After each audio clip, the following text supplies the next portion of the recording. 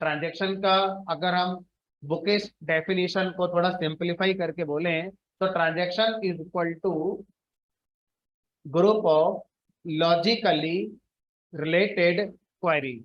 और वो जो ग्रुप है वो एक सिंगल टास्क को रिप्रेजेंट करता है, तो उसे हम क्या बोलते हैं? ट्रांजैक्शन। जैसे आसान भाषा में, मुझे किसी के अकाउंट से लेट अस सपोज 101 500 रुपए ट्रांसफर करने हैं, लेट अस सपोज 102 में।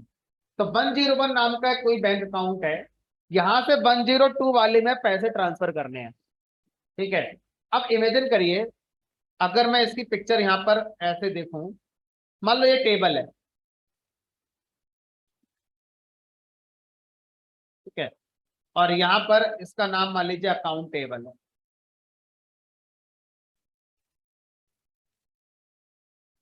ये अकाउंट नंबर, ये बैलेंस। 101 में 200 पड़े हुए हैं, 102 में 500 पड़े हुए हैं। अब मैं आपसे कहूं 101 से 100 रुपए ट्रांसफर कर दो 102 वाले में, तो इसकी क्या लॉजिक होगी?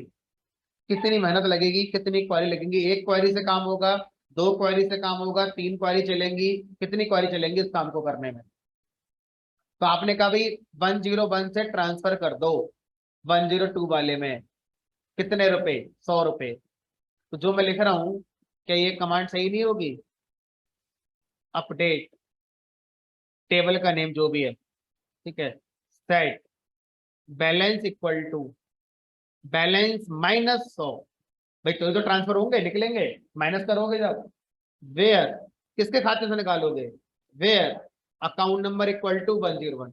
एक रॉ क्वेरी समझो, है ना, बेसिक। तो कुछ ऐसी क्वेरी बनेगी, इससे क्या होगा? किसी के खाते से पैसे निकाल लिए हमने, अब जमा करो। तो जमा कैसे करो? एक और लिखो, update table set balance equal to balance plus, तो where account number equal to, ये दोनों मिलकर एक ट्रांजेक्शन पूरा कर रही है। और इसको हम रियल लाइफ में भी क्या बोलते हैं? ट्रांजेक्शन कहते हैं। तो ट्रांजेक्शन का मतलब ये नहीं पैसा आएगा पैसा जाएगा। ट्रांजेक्शन का मतलब होता है लॉजिकली रिलेटेड। क्या ये दो क्वेरी आपस में रिलेटेड नहीं है? है। जितना पैसा वहां से आया है उतना पैसा यहाँ जाना है, तो जो 100 रुपए है वो इन दोनों को जोड़कर बैठा है, इन दोनों को लिंक कर रहा है, क्योंकि जितना यहाँ से निकाला गया है उतना ही यहाँ पर हमें वापस करना है। तो अब ये दोनों क्वेरी कैसी हैं? आपस में रिलेटेड है, अनरिलेटेड क्वेरी नहीं है। अब सोचो क्या हुआ, ये क्वेरी चल गई, उसके बाद इंटरनेट कनेक्शन चला गया, मेरे हाथ में नहीं है, चला गया। ये क्वेरी नहीं चल पाई, ये बोलेगा मेरे खाते चलेगा रुपए, ये बोलेगा मेरे पास तो आई नहीं अभी। बाय डिफॉल्ट क्या होता है माई एसक्यूएल में? कोई भी क्वेरी चलते ही कमिट हो जाती है। कमिट का मतलब परमानेंट हमारा टेबल में चेंज हो जाता है। मैं इस बार नहीं करूंगा ऐसा, जब तक दूसरी वाली ना चल जाए तब तक मैं चेंज नहीं करने दूंगा। अगर पहली बार सक्सेस हो गई, ये वाली क्वेरी सक्सेस हो गई है और ये नहीं चल पाई, तो मैं करूंगा इसको रोल बैक, वापस हो जाओ। ठीक है, अब मैं इन दोनों के चलने पर परमानेंट चेंज करूंगा।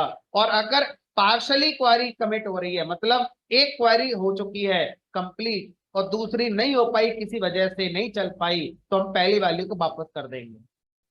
तो ये क्या है हमारा? ट्रांजैक्शन। तो ट्रांजैक्शन का मतलब होता है लॉजिकली रिलेटेड क्वेरीज का ग्रुप। और उसमें हम किसी क्वेरी को या किसी सेट ऑफ क्वेरीज को हम कमिट तब करते हैं जब सारी क्वेरीज सक्सेसफुली चल जाए और हमें लगे सब कुछ ठीक है। अब हम क्या करेंगे? कमिट करेंगे। कमिट मतलब परमानेंट सेव करेंगे। और हमें लगता है नहीं कुछ गलत हो गया है तो हम वापस कर सकते हैं। ठीक है, तो इस तरह से अभी हम तो ये अकाउंट टेबल नहीं बना रहे, सिर्फ समझाने के लिए था। मैं इसी टेबल पर इसको समझा देता हूँ, क्योंकि ट्रांजैक्शन का मतलब रुपया पैसा नहीं है यहाँ पर। ट्रांजैक्शन का मतलब है logically related group of query. तो वो तो मैं ईएमपी टेबल के साथ ही बना दूंगा, कोई दिक्कत नहीं है। ठीक है, चलो तो अब मैं क्या करता हूँ, सबसे पहले ट्रांजैक्शन को लेकर आते हैं कि ट्रांजैक्शन बनेगी कैसे।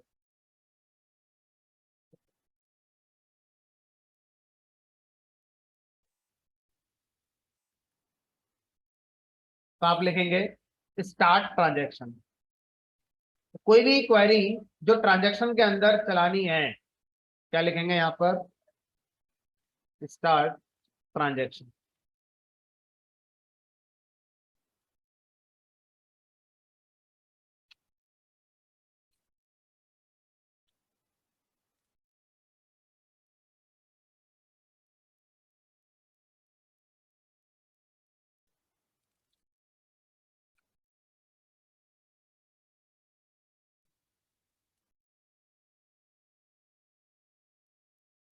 ठीक है,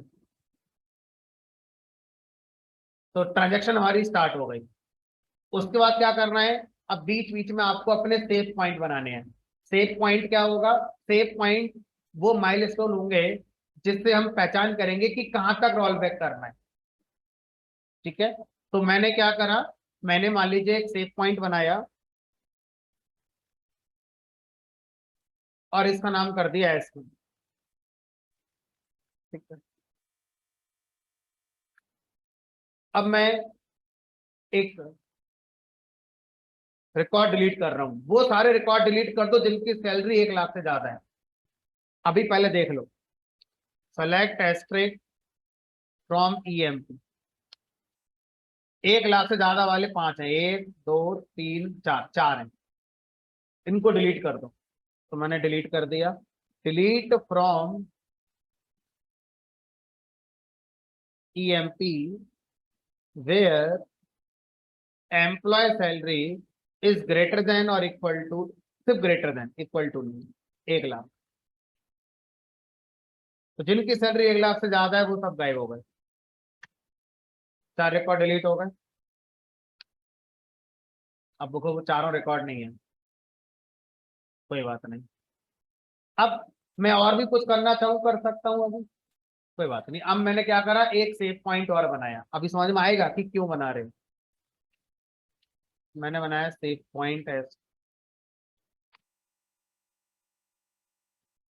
अब मैंने क्या बोला, मैंने कहा भाई वो सारे रिकॉर्ड अपडेट कर दो, क्या सबकी सैलरी 1000 1000 रुपये बढ़ा दो, सबकी सैलरी 1000 1000 रुपये बढ़ा दो। Update EMP set, EMP sal equal to EMP sal plus 1000, सबकी बढ़ गई, बेयर लगाई नहीं मैंने। पहले यहाँ पर 33,000 थी, 88,000 है, अब 34,000 और 89,000, सबकी बढ़ गई 10 10 हजार रुपये। अब अगर मैं इसको एग्जिट कर दूं और कल को या थोड़ी देर बाद दोबारा ओपन करूं, तो कुछ नहीं होगा, जो यहां पर था उसी तरह से मुझे नजर आएगा, जो इनिशियल हमारा था वही नजर आएगा। क्यों, क्योंकि ये अभी जितनी क्वेरी चल रही है ट्रांजेक्शन के अंदर वो परमानेंट हमारा नहीं है। परमानेंट करने के लिए मुझे क्या करना पड़ेगा, कमिट। जब मैं कमिट करूंगा तब ये परमानेंट हो। और अगर मान लीजिए मैंने कमिट नहीं करा, अब मुझे लगता है कि जो अभी आपने अपडेट कराए, 1000 रुपए का इंक्रीमेंट कराए, ये नहीं करना था, ये वापस कर दो। 1000 रुपए का इंक्रीमेंट नहीं करना है, उससे पहले टेबल जिस पोजीशन में थी उस पोजीशन में आ जाए। तो क्या लिखेंगे यहाँ पर, roll back to save point. कौन सा वाला सेव पॉइंट था वो, S, S2। S2 save point पर टेबल जिस पोजीशन में थी आ जाएगी। मतलब 1 लाख वाले रिकॉर्ड तो डिलीट रहेंगे, है ना। S2 के बाद क्या क्या आपने बदलाव करे थे, जितने करे थे वो सब रोल बैक होगा। मैंने तो बस अपडेट ही करा था, आप अपडेट करो, डिलीट करो, इंसर्ट करो, कुछ भी करो, जितने भी आपने चेंजेस करे होंगे S2 सेव पॉइंट बनाने के बाद वो सब हमारा नल एंड वाइट, कोई इंपैक्ट उसका नहीं होगा और हमारा टेबल वापस से S2 सेव पॉइंट पर जो थी हमारी आ जाएगी। देखिए हमने कहा देखो, तो अब अगर मैं चला कर देखूं तो कोई फर्क नहीं पड़ेगा। हमने कहा देख लेते हैं एक बार, वापस से 33,000 हो गया। अभी देखो कितना था, 34 था, 89 था, अभी सब वापस से वही हो गया। ठीक है, लेकिन ध्यान रखना कमिट नहीं है ना, कमिट कर दिया तो परमानेंट हो गया, रोल बैक नहीं होगा। जो अनकमिटेड क्वेरीज है वो रोल बैक होंगी। अगर एक बार कमिट हो गया तो खत्म, कुछ नहीं आएगा। क्योंकि कमिट होने का मतलब ट्रांजैक्शन कंप्लीटेड। अब आप दोबारा ट्रांजैक्शन स्टार्ट करेंगे तब अनकमिटेड क्वेरी चलेंगी। एक बार कमिट करने का मतलब हो गया ट्रांजैक्शन खत्म हो गई, अब जितनी क्वेरी चलेंगी परमानेंट सेव होती रहेंगे। अभी मैं नहीं कर रहा। अच्छा मान लीजिए अब मैं आपसे कहूं कि नहीं मुझे तो वही कर दो तो सबसे पहला था, क्या कर दो, roll roll back to save point. ऐसा सेव पॉइंट लिखना ऑप्शनल है, मतलब आप नहीं भी लिखोगे तो भी चल जाता है, लिखोगे तो भी चल जाता है, ठीक है। तो वर्जन पे डिपेंड करेगा कौन सा माइस्क्ल का वर्जन में है ना। तो पुराने वर्जन में लिखना जरूरी था, शायद लेटेस्ट वर्जन से सेव पॉइंट को लिखना, कीवर्ड को लिखना ऑप्शनल है, नहीं लिखोगे तो भी चल जाएगा। करके देखा हमने, तो देख लो एक बार, देख लेते हैं ना, नॉट श्योर। तो अब मेरी टेबल S1 पर रोल बैक हो जाएगी अगर सही होगा तो।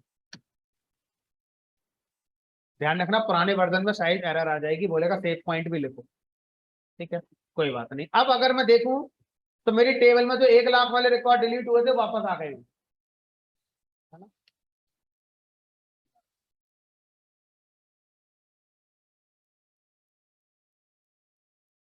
ठीक है। अच्छा इस बात का ध्यान रखना कि मैंने क्या करा, मैंने एक सेव पॉइंट बनाया S1 और इसके अंदर मैंने कुछ क्वेरी चलाई, फिर एक सेव पॉइंट बनाया S2। आप सेंस लगा का आंसर देना। अगर मैं पहली बार में रोल बैक कर जाता S1 पे, तो ये बताओ S2 और S3 से जो हुआ था क्या वो अभी भी रहेगा टेबल में या नहीं रहेगा? नहीं रहेगा।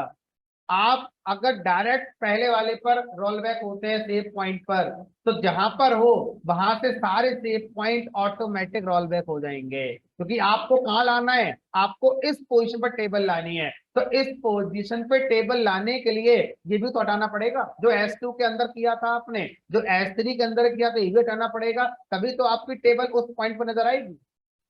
तो जब आप जस्ट प्रीवियस वाले सेव पॉइंट पे जाएंगे तो बस इतना ही नलीफाई होगा, बाकी सब बने रहेंगे। और अगर आप S2 पर रोल बैक करते हैं तो ऑटोमेटिकली S3 रोल बैक होगा। अगर आप S1 पे रोल बैक करेंगे S3 भी रोल बैक होगा और S2 भी रोल बैक होगा, सारे रोल बैक हमारे होंगे।